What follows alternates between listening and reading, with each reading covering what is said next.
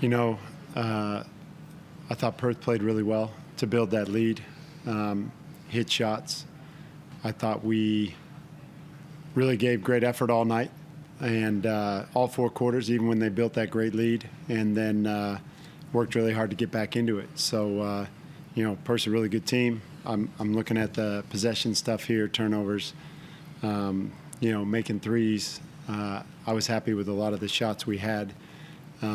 I think we knock a few of those down, and this crowd doesn't go as crazy as it did go. You mentioned the kind of deficit early. How hard is that to overcome, especially on the road in front of a pretty hostile crowd? I think it's hard to take back that lead or get that lead back to a workable margin with the crowd, but also when you're not winning the last few games, and also it's real easy to let that thing bust out from 15 to 25 really quick, and the guys handled that and kind of believed and came back possession by possession. So we gave it our shot, and then Perth came roaring back.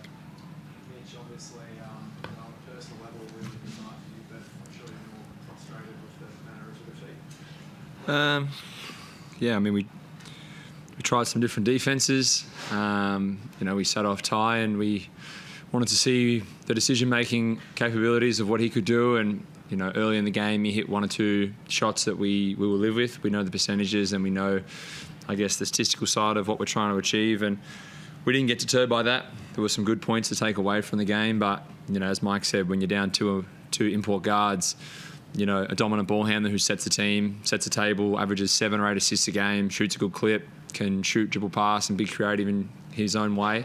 That's tough. No Dooley or Nader for us is tough as well. Big guard who can score and play in transition, rebound. You take 2 scorers like that out, it makes it a little bit harder to find the flow offensively. But, defensively, it was a little frustrating. We didn't step up to Bryce tonight. We just let him kind of walk into trail three, and then when we did get him downhill and we did follow the scout, there was some really great takeaways. So some definitely good and bad. I'll watch the game tomorrow, and I'm sure we'll go over what we need to try and improve on. But to have Sauce out there again, after an absence, to have Nader just, warming up and playing, and having a body there just in case is promising. It's hard for morale sometimes when 3 of your greatest players are all out and they're sitting on the sideline wanting to be a part of it. It's hard to keep yourself motivated, but they've done a great job, and I thought tonight Sauce played a great role as well on both ends of the floor, so it was good to see him out there. Yeah, just having Sauce back in from the interior point of view, offensively, defensively, you can see the kind of impact he made, and like you said, from a morale point of view, it must be huge just knowing that he's Yeah, you get a target inside. We threw it to him a bunch of times, and there's a couple where he kind of loses his feet and he's on rollerblades and skates, but just to have him out there is promising for us. It's, we know we've got a stretch of home games. We've just got to go on a bit of a run. We've seen teams do that before. We've seen other teams go on a run of losses.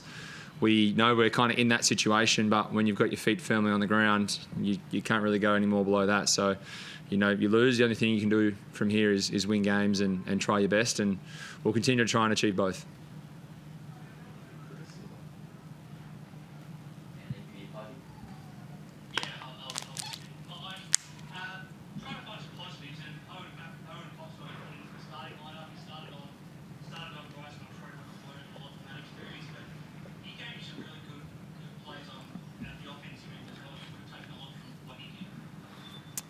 Yeah, I thought Foxy played really well and stepped up to the occasion. And you're right, he would have learned some positive and negative things on how to guard Bryce. But Foxy just goes and plays hard and throws himself around. So love the way he played. I thought Gorjak really stepped up, was all over the boards. Defensively was a presence down there. So he's feeling better and better as he gets back into it as well. My next question was going to be about Gorjak. He showed tonight, I guess, why you've missed him, but also what he can do when he's looking out. Looking forward to seeing what he can do once he stays out there now for the rest of the season. Yeah, today was another step for Gorjak. He's he's looked better every day of training since he's been back. But you just need reps, and you need to sweat and run into people. And, it was good to have him doing that over the last couple of weeks, so he showed that tonight.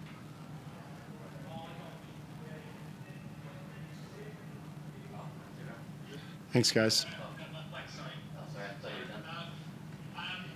probably don't want to talk about himself too much, Mike, but I mean, to have a leader like him who, you lost his game, but he did absolutely everything he could to give you a chance tonight, and the way he started that third quarter was amazing. I mean, can you just talk about what it's like to have a leader like him just giving everything? Yeah, tonight he was great and scored a lot and just kind of set the tone for us. But I'm probably more impressed with how at the beginning of the season, we had a different group than they had last year and new coaches, and he just kind of fit in with everybody and gave up some of his own game for other guys to probably have looks. So I'm probably more impressed by his ability or his want to just do what the team needs. And, actually we needed more than 36 tonight, so I wasn't too happy with him. But that's my overall thought, is that Mitch Creek he wants the ball every time in his hands, but he knows that it's good when the ball moves. And tonight he had the ball in his hands a lot, and he really did good things with it. Ricky, there were times where tonight it kind of reminded me of that game in Toronto last year where you just kind of been shot for shot with Eric Morton. What's it like when you're feeling good offensively and you're scoring like you were for previous tonight? What's that feeling like when you're out there? It's I talk about it a lot with my mindset coach Danny Kennedy, but it's you get into a bit of a flow state and you're just playing the game, and you're enjoying being out there. You're enjoying the fact that we're playing a game, and as much as we get caught up in the wins and losses and the stresses and the pressures of being a professional and day-to-day, compounding efforts of wins or losses, whatever it might be, for whatever side you're on, it's just nice to go out there and be in a bit of a flow state where the game feels like a game again, and it doesn't just feel like you're getting pumped by 40 or you're getting destroyed by Bryce. Like you're moving the ball offensively. The boys are in a bit of a good sync, and you're able to kind of you touch the ball, and it doesn't even feel like it's anything except another part of your body, and everything goes in. And I'm sure Bryce will say much the same. Is you work so hard and you do all this preparation off court, physically, mentally.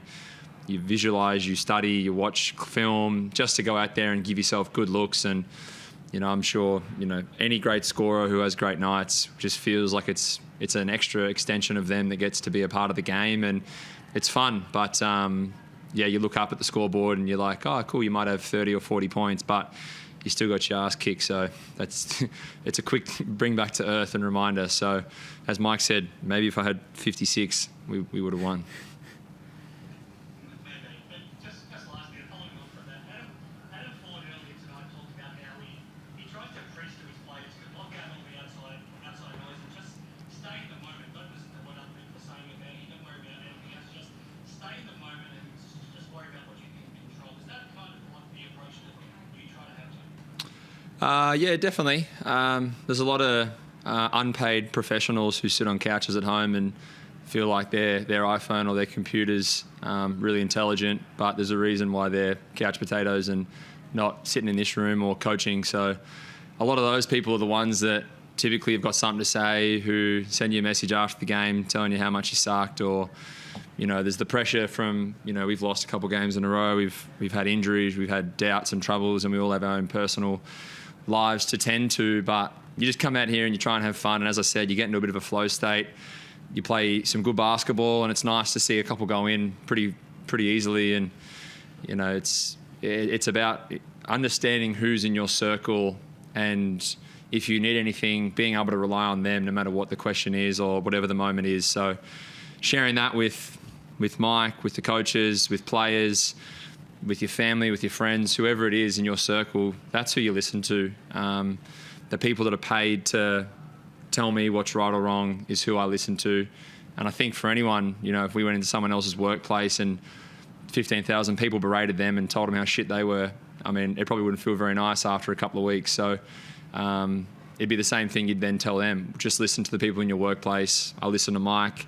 I listen to Trig. I listen to the physios. I listen to the staff. I listen to the players. I listen to my loved ones and my family members. And I hope everyone can do the same and continue to block out all the noise. And I think what 40's saying is bang on. There's a lot of distractions in this world, so you got to block it out and you got to remember who you are and what you're trying to achieve with people who are like-minded. Thanks, guys.